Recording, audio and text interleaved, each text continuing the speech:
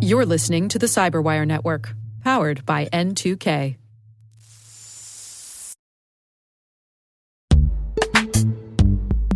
Identity architects and engineers, modernize your identity systems with Strata. Integrate legacy apps with any IDP, ensure seamless identity failover, and apply MFA without touching app code. Strata offers robust, efficient identity management, reducing tech debt and enhancing security. Gain peace of mind and operational efficiency with Strata's comprehensive solutions. Visit strata.io/cyberwire, share your biggest identity challenge, and enjoy free AirPods Pro. Optimize your identity solutions today. Visit strata.io/cyberwire.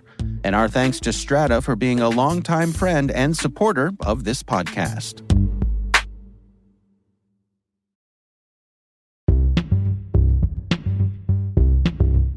Hi, my name is Camille Stewart, and I'm a cybersecurity attorney.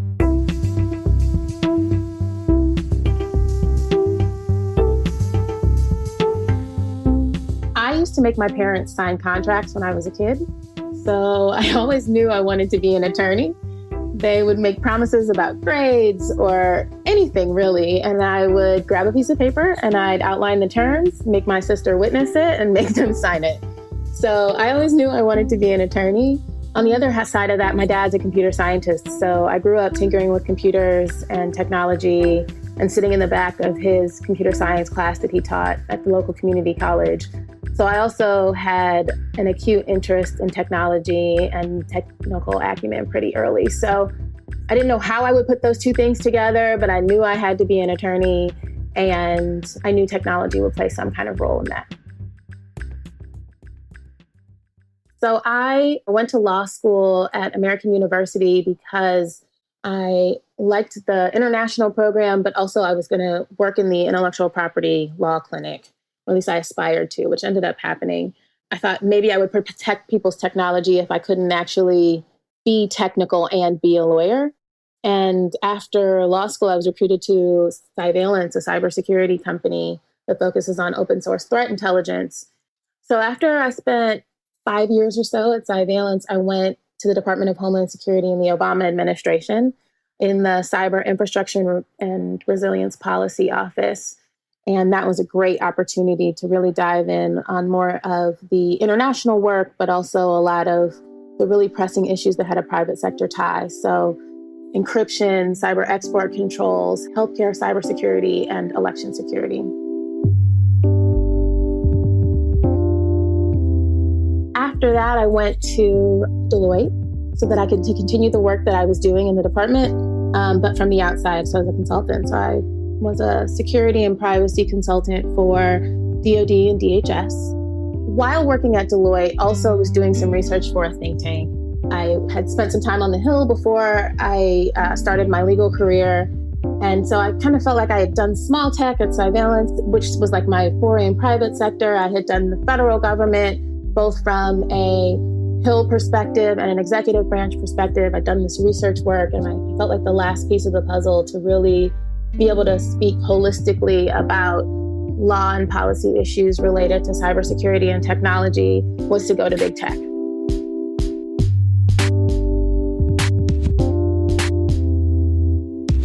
To have a full understanding of how big tech is looking at these issues, and as it increasingly becomes a player in even our governance structures and has a say in how many of the issues that we are looking at, which are so big, privacy, supply chain management, cybersecurity in general, I had to understand what these companies were thinking about as they made these decisions, how the expertise was embedded in the organization, et cetera. So I started to look at big tech companies to transition to, and ultimately decided on Android and Google Play, where I'm the head of security policy and election integrity now, because Google Play and Android seemed like that small tech environment within this broader tech ecosystem.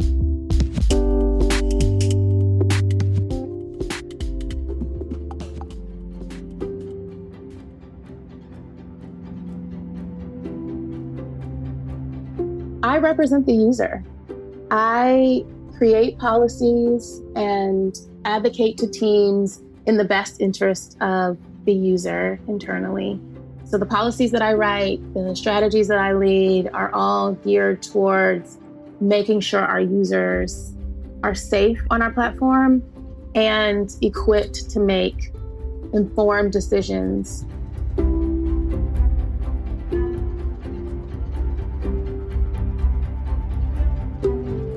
Create your own lane. Every experience that you've had is valuable and has some bearing on the work you plan to do and the place you find yourself next.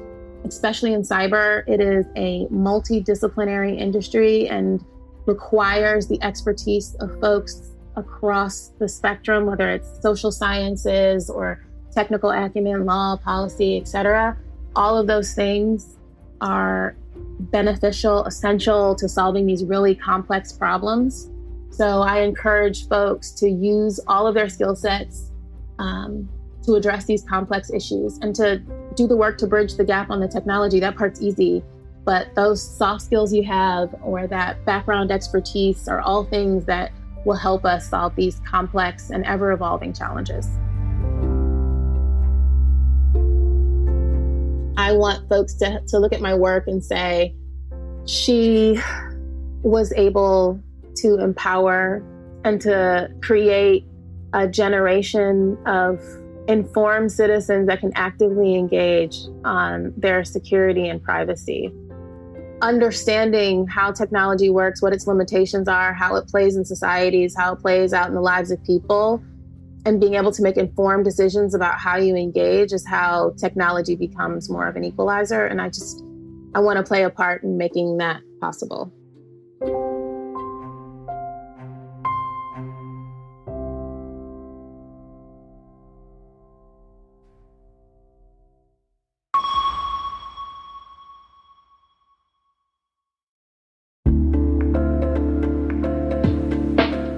Most of our listeners who deal with legacy privileged access management products know they tend to be expensive, difficult to deploy, and hard to use. Keeper Security is the answer.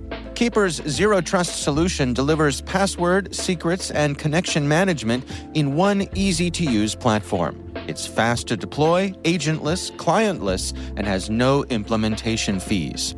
Plus, Keeper is FedRAMP authorized. That's why we trust Keeper to prevent breaches and gain full control over privileged users. Visit keeper.io/cyberwire to schedule a quick demo. That's keeper.io/cyberwire. And thanks to Keeper Security for supporting our podcast.